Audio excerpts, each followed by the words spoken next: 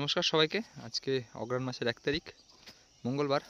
তো আজকে মূলত আসলাম আমাদের পেঁয়াজের জমিটা, অনেকদিন দেখানো হয় না।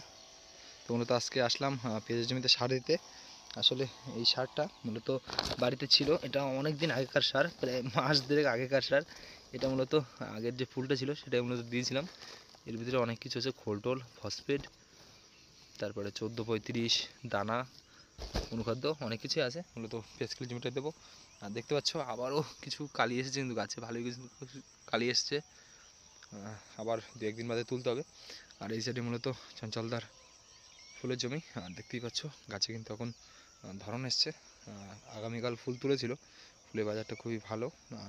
যেহেতু মালা করে বিক্রি করা হয়, সেহেতু মালার দাম 800-850 এরকম বাজার আছে। তো চলো আমি এখন জমিতে সারটা দিয়ে নিই, তারপরে তোমাদের দেখাচ্ছি।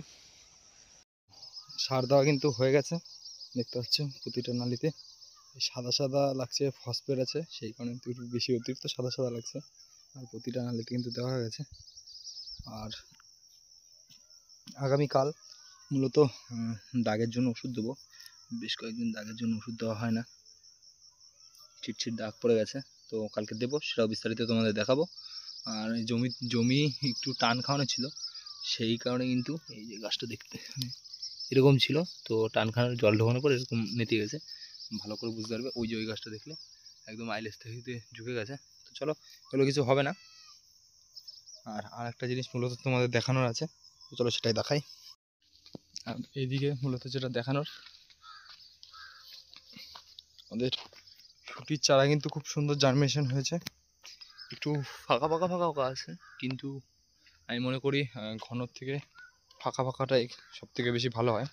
মূলত যখন গাছে ফলন হয় তখন মূলত যদি একঘেয়ে হয়ে যায় যদি, তাহলে কিন্তু ফলনে কিন্তু ছিট দাগ পড়ে। তো সেই জিনিসটা থেকে মানে মুক্তি বললেই চলে।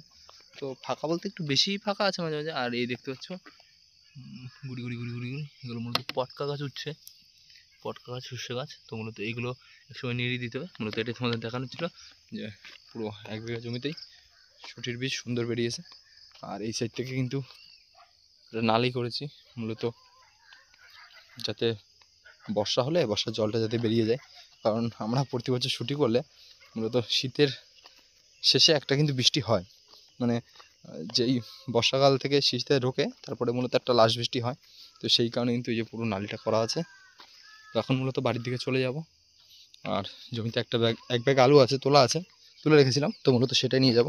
সেটা মূলত তোমাদের দেখাচ্ছি। আর দেখতে হচ্ছে এই পাশের জমিটা সুন্দর বেরিয়েছে, কিন্তু এটা একটু ভালো বেরিয়েছে, এটা একটু ঘন, এটা একটু পাতলা পাতলা, একটু সমস্যা হবে না। তো চলো বাড়ির দিকে এখন যাব।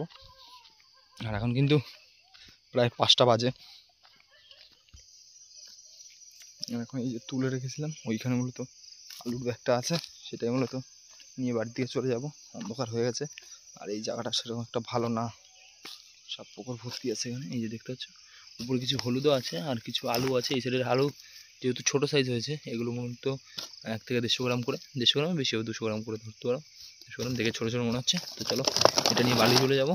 আর চলো দেখা হবে নতুন কোনো ভিডিওতে। ততক্ষণের জন্য ভালো থাকবেন, সুস্থ থাকবেন।